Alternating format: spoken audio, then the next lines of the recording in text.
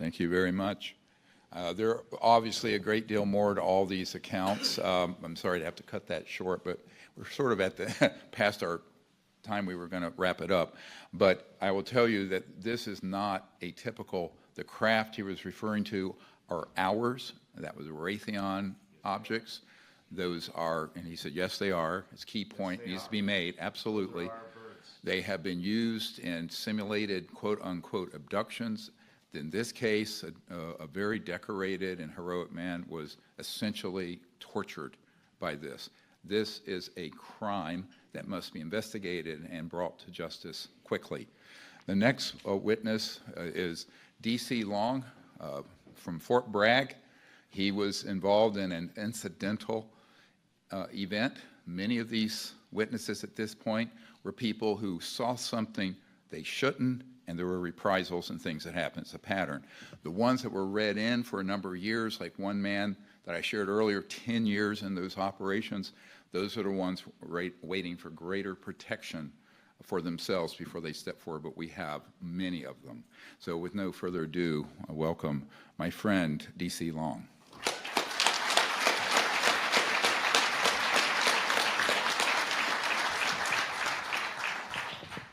I promise mine's going to be much quicker than some of these other guys, and this is the way I talk.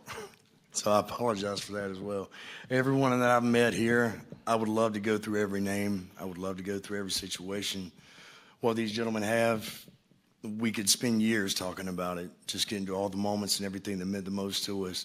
And unfortunately, I have a very short amount of time to do that. My military service began in 1997, and it stretched to 2013 until I was medically retired, injuries received in a combat jump. Ironically enough, the quick story that I'm going to tell you guys has virtually nothing to do with my military career until it got to the very end of the story. Long story short, my father grew up as a contractor. That was his entire life. He could build anything with his hands. He could tear it down and build it again for you. I segue that, and the only reason I bring him up is because my father is how I got tied into this story. As a government contractor on Fort Bragg, he met some people, he got friends with some people in the upper echelons of the military, the tip of the spear. The guys who didn't need the Army Corps of Engineers permission to build anything that they wanted. These people that I met when I was 13 years old. We would go on hunts together. We would go on fishing trips together, riding their planes. They would take us all over the continental U.S. just to enjoy their time together. People that I thought were my friends, that I didn't know that they were in the military until years after I had been in myself. We meet up at 18th Airborne Headquarters by my father's request from me. He asked me if I could help him assist. We didn't know where the project was. We were told that we were going to be met by an escort from the JFK Warfare Center. He shows up. I recognize him as one of my father's friends. I overheard that the place we're going to be going is Range 19. I'd never heard of this place before, hadn't since. They put us in a van, no windows, no partition to the front. So we were joking, what did you say? Because we're taking you to Leavenworth. We show up at Range 19. The only thing that was directly in front of me looked like a bunker, 45 degree inches from a concrete bunker, covered in trash. Looked like an actual dump. We open up, there's another escort, and they're waiting on us. They take us to a freight elevator. We take the elevator down. At that time, we were instructed, keep your heads down, keep your eyes on the heels of the men in front of you, or you'll be fired upon. I've heard plenty of instances of military jargon. People like to jibe each other. I didn't take it as a joke, but I knew enough to just do what he told me to. I didn't want to risk it. As soon as the freight elevator opened, the first thing that I could see were a few personnel connexes to the right in a large hangar, maybe twice, 3 times the size of the area that we're in now. There was a monolithic slab directly in front of me that was being held up by nothing. The closer that I got to this slab, I felt an intense vibration inside of my body. I never felt anything like that before in my life, never anything since, but it left no sound. The loudest thing in that room was the silence and the footfalls of the people in front of and behind me.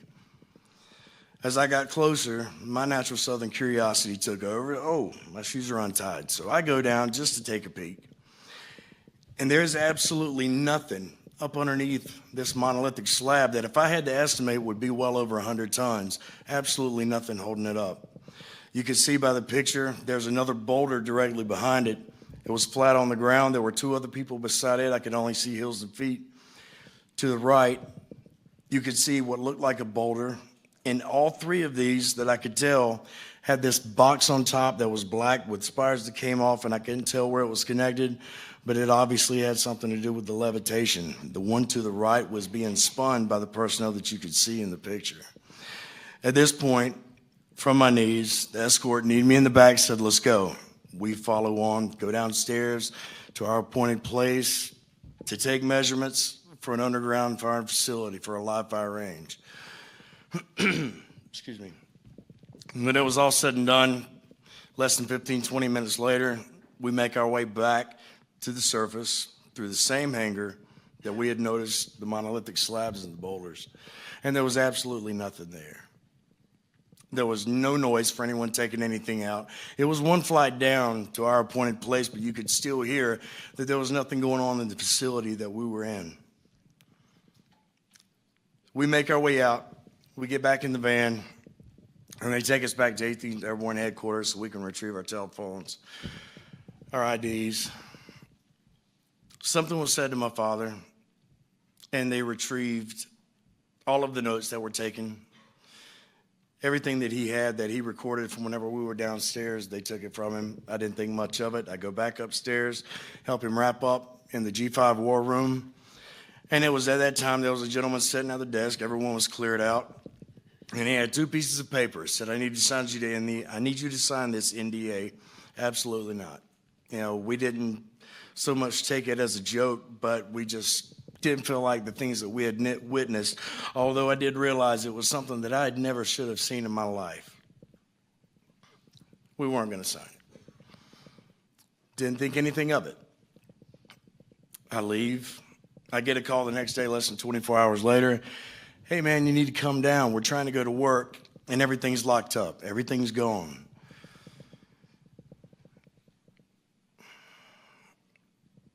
Everything that my father had worked for, from the time that I was a child until I became a man, became a soldier, and the company that had my name on it, everything was seized. Absolutely everything was seized. The pencils that he would use to make bid submittals to the Army Corps of Engineers was even taken because it contributed from the business. Everything was taken. I can't illustrate that point enough. My father went from being a very humble millionaire to absolutely broke, bankrupt, and destitute in 24 hours. Now, I wish I could tell you more about how much I love this man, not just because I have his name, not just because he's my father, but he was my best friend. He led me through every battle when I came home to let me know that it was okay to feel the things that I felt.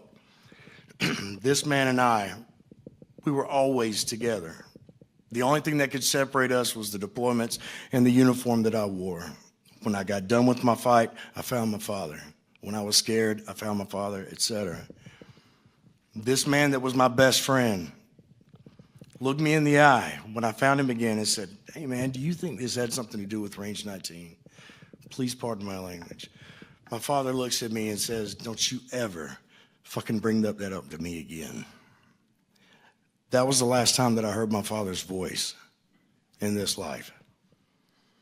That was the last time that we ever had any peaceful interaction, and that was as peaceful as it got. Shortly after, I continue on, and we had a JFEX. Any of my old paratroopers, they know what that is. It's a jump field training exercise, battalion-wide. It's a big deal. There's only 12 men in my stick, getting ready to go out of the bird. I'm the first man looking at the horizon, waiting for the jump master to give me the signal. His hand's raised. I notice at the right side, someone coming up to my shoulder, and it's one of the escorts, one of the men that I knew personally from the time I was a child till I was a man and a soldier. He hooks up, he looks at me, gives me a wink. I didn't think much of it. To me, there was no danger at that point. Green light goes off, I get a hit in my back, and then something hits me in the side of the face, and it's a static line. The gentleman to my right, the man that I knew, threw his static line, intentionally, and it snapped my neck. I go to fall out of the aircraft, deploy my combat pack, full oscillation. The only thing that I heard after that was the sound that my body made when it broke. When I woke up a month later, I was told that I was not fit to be a Ranger. I was not fit to be airborne. I wasn't fit to be a soldier. My career was effectively over. Even throughout all this time, I could not reach out to my father. He wouldn't take my calls. He was homeless. I didn't know. I just thought he didn't want to talk to me. Eventually, I ended up in the same situation. This follows further down the road to about 2 years ago, whenever I finally was saved by someone who I didn't even deserve to hear the sound of their voice. I had intentionally grown my hair past my shoulders, my beard down to my stomach.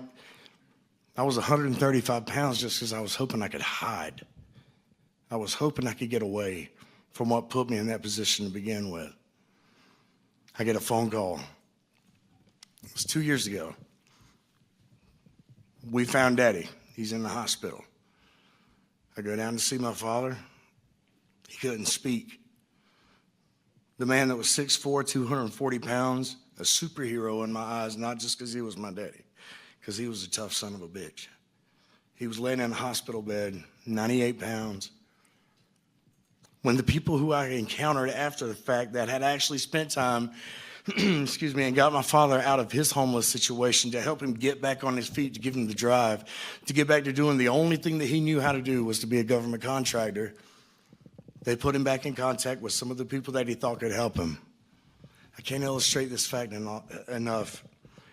In the time span of 3 months, my father went from 6'4", 240 to 98 pounds, dying in a hospital room, and he couldn't even speak because the chemo was burning his lips. I told him, I love you.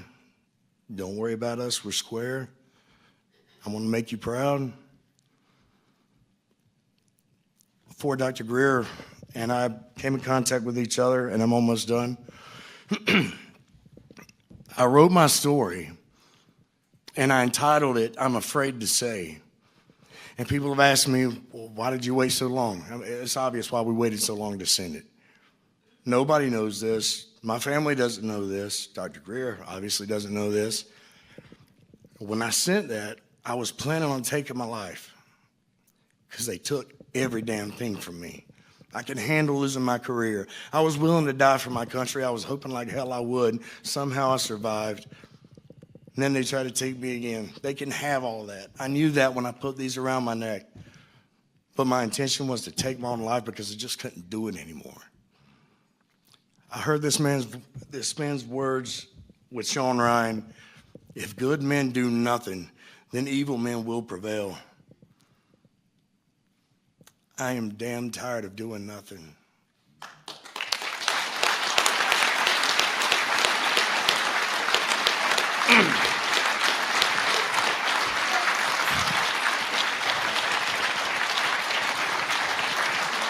This is the absolute last thing that I'm going to say to you. I was trained to never fight. I was trained to fight, never give up, never stop, as long as you had a breath in your body. I gave my breath away.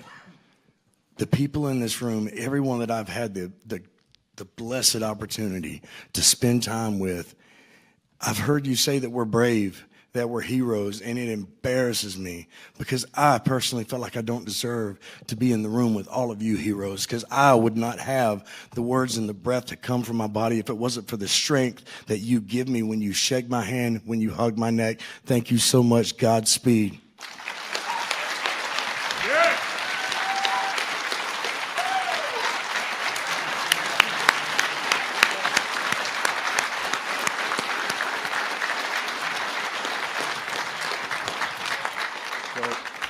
I'd like to introduce, and thank you very much.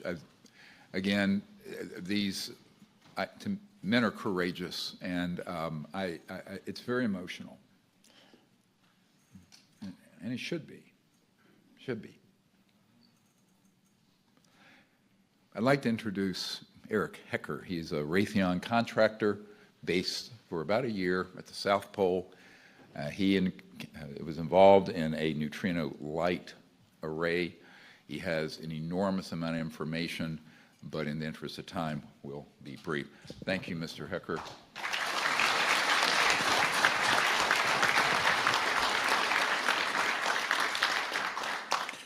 Hello, everybody. Ladies, gentlemen, members of the press. I'm very happy that you're giving me this attention and this information attention because it needs to get out to the world. I will start, since we have to be brief. I have already given all pertinent information and supporting documentation to the Senate Intelligence Committee and ARROW. They informed me that all of my information will be recorded for public record and shared with Congress. It is that important. In 2010, I was selected to go down to the South Pole Station in Antarctica for an entire year by Raytheon Polar Services as an employee of a third-party contractor for the National Science Foundation. I function in a dual-role capacity as a tradesman and a firefighter. My responsibilities required me to be more informed than most of my crew and offered me complete access to the facilities. What I learned from this unique experience needs to be shared with the entire world. The technology at the South Pole Station certainly can do what it is presented as its primary purposes, and unfortunately, much more. The Ice Cube Neutrino Detector is presented as a passive listening device for the purposes of the science as presented. But I'm going to skip right through the chase, folks. I have provided documentation that proves that the 5,160, what they call DOMs, that are embedded in the ice can actually transmit at 2,047 volts each. That gives us a long list of things to consider. It is effectively a multifaceted directed energy weapons platform that I will list rapidly a few things that it can do. Vehicle detection. We're learning that these off-world craft, on-world craft, ours or other nations, are also emitting neutrinos. So this makes the South Pole Station effectively an air traffic control station for this new level of equipment that nobody's discussing. In addition to the ability to detect neutrinos and the exotic vehicles, I have provided documentation that shows that this is also a system for faster-than-light communications. In the past, Gary McKinnon has hacked NASA, found the off-world fleet, the list of captains, and it's apparent that if we have faster-than-light vehicles moving throughout this system, we're going to need faster-than-light communications. This is that facility. Unfortunately, I have other bad news.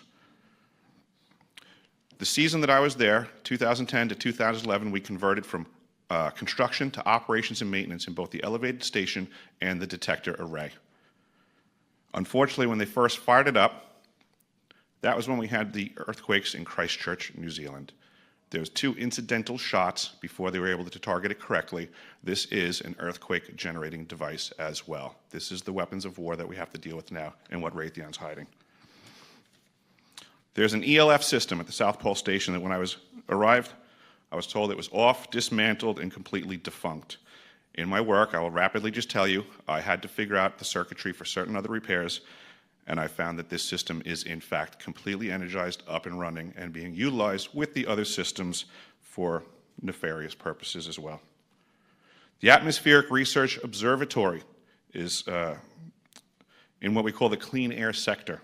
I witnessed myself a very powerful green laser shooting out of the top of this facility into the cosmos.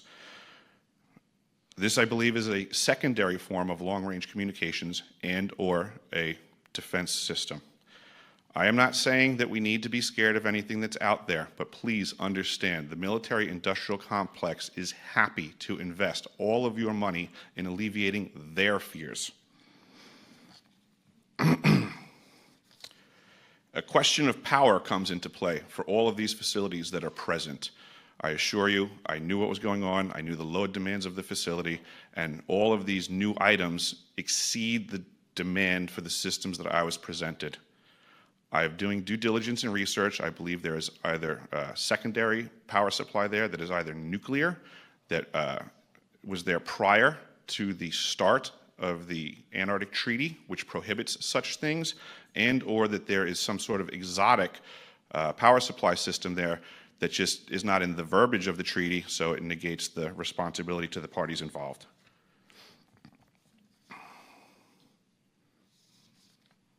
I think that pretty much covers it for time. If anybody wants to find out more, I have a website where all this information is at. For brevity, I'll wrap it up, but you can go to deciphering.tv. I've documented all of this stuff, and information is available. Awesome. Thank you.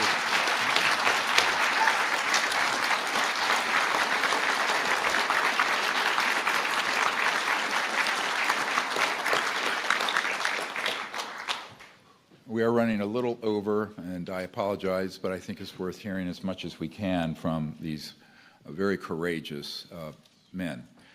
One of the things, if I had time, I would run through. We can go through very quickly. I think people in the military and in Congress and the American people need to know the difference between the man-made advanced technologies and how they look and the extraterrestrial vehicles. We're going to run through a side-by-side. You can look and see ET, one on the left, seamless. It is actually created in a material science and technology we don't have time to go into, but we understand that, versus the man-made ones that have components, parts, wires, and what have you. Next. And again. Next. And again. And then you hear on the right, that is the Norton Air Force Base 1988 air show, classified. We have a witness who was in there, and these on the right are man-made. They were late Mercury era, 59 through early 60s in their construction, because we had mastered gravity control in October 1954. So these had been in the solar system by the time my uncle, who's Northrop Grumman, had worked on the lunar module out on Long Island to put Neil Armstrong on the moon. Next. This is, again, an ET vehicle. On the left, one with struts, parts, pipes, and often humming, a transmission, sort of transformer sound on the right. Next. And again, one that's extraterrestrial, and a vague copycat that's man-made. Next. And again. And again. Next. Now the one on the right, this is a little bit to unpack. It takes us a couple hours. I'll go through it quickly. You can look up the Cash Landrum case back in 1980 outside Houston in Texas. The one on the right is actually an ET craft. It was they were unable to figure out how to get its energy system to work. They, I think rather foolishly, put a nuclear energy system on it. It malfunctioned. And as it did so, it radiated innocent people in their vehicle underneath it. It later was escorted by helos to a base west of there. The man who debriefed the 4 human pilots of this and debriefed them, we know, and we have his testimony. He's Air Force Office of Special Investigations out of Kirkland Air Force Base. So the Cash Landrum case involves civilian injuries. They tried to sue the government. The government denied they had any knowledge of it, but the constitutional government of the United States doesn't know this. This is the big problem. Next.